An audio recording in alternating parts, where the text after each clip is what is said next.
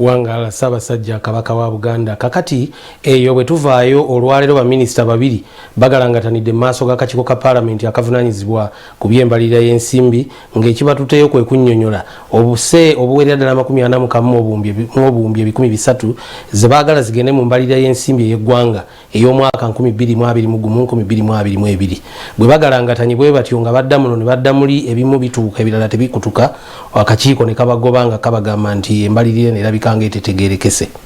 Akakiiko k'ebyembalirira ka Paalamenti kagobye Minisitule y'ebyensimbi ku mbalirira gye badde ereese wano babadde bakutte ebitundu 3 ku 10 nga babitadde ku byokwerinda. Akakiiko kano kadde kakubizibwa omubaka okuva mambuka ga Entenjero Amos Lugolobi abadde asinkanye ne baminisita babiri Matia Kasaija ne David Bahati era nga bye baleese abaka babigobye nga bagamba tebikwatagana. Ensonga ensinze okuva ku kino kwe kuba nti ensimbi esinga obungi babadde basadde mu bintu ebitakwata ku muntu wa wansi era nga akakiiko kagamba nti tebirina mulamwa. Honourable members, the priorities for budget for 21-22 are 1. Maintenance of security, peace and good governance. 2. Strengthening private enterprises by improving competitiveness.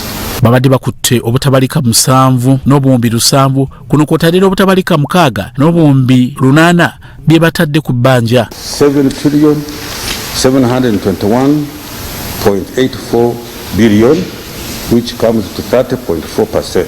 And when you take away the entire recurrent expenditure and the remaining not security sector, that means in our record revenue you don't have any money for any development that is not recurrent. So where are you going?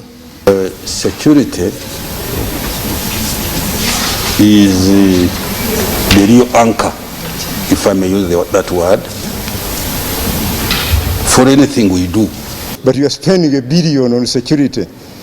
This is the point I'm trying to raise.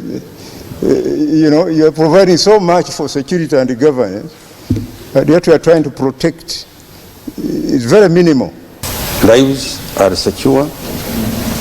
We want to make sure their property is secure, that the whole country is secure. That one will give confidence not only to Ugandans that it is worth investing in Uganda, but even the foreigners. You are alive. No, we are alive, yes. Actually, people are not alive. That is what you think. Because your economy is not good. You are spending more money on treating people. Ono atuuse okwewuunya ng'alaba ebiwandiiko tebikwatagana obwedda byateeka ku muko ogusooka nga tebikwatagana na muko gwa kusatu byatuuse okwebuuza obanga ddala babadde beeteeseteese. Do we really have a credible budget to work on? You are speaking different things. The figure even read before Parliament are different. All the documents don't match. Is there a credible document, Mr. Kasaija? Sir, with due respect, you are my senior and elder, and I respect you immensely. Right Honorable, sir. Can't you, in your humbleness, withdraw these documents?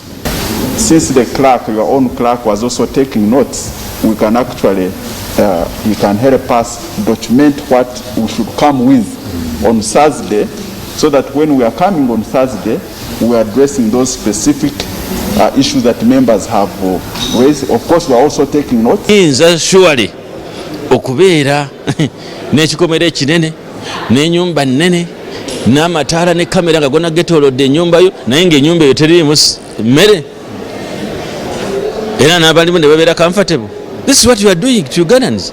Nti weetaaga security ebeere n'esente nnyingi naye nga bannayuganda baavu. Kati security egenda kukuuma ki? Ssentebe w'akakiiko Amos Lugolobi yategeezezza ng'ebisigadde bagenda okwangabira olunaku olwokuna kubanga bino ebireeteddwa tebikwata ku muntu wa wansi. Kimu kya kusatu oba 30% ya budget ogitadde ku security. Kati ebirala byonna bigabane ziri. Noddira nti human capital development nayo njiwadde about 20%. Olwo ebirala byonna bisigazaawo 50%. Jukira nti ebiri byoleseeyo ate ku luyo olwala bye bisinga obukulu. But at the same time, expenditures they're going up. Now this is going. Nze Grace Girinya, Nelia Sajabi, Omonyo.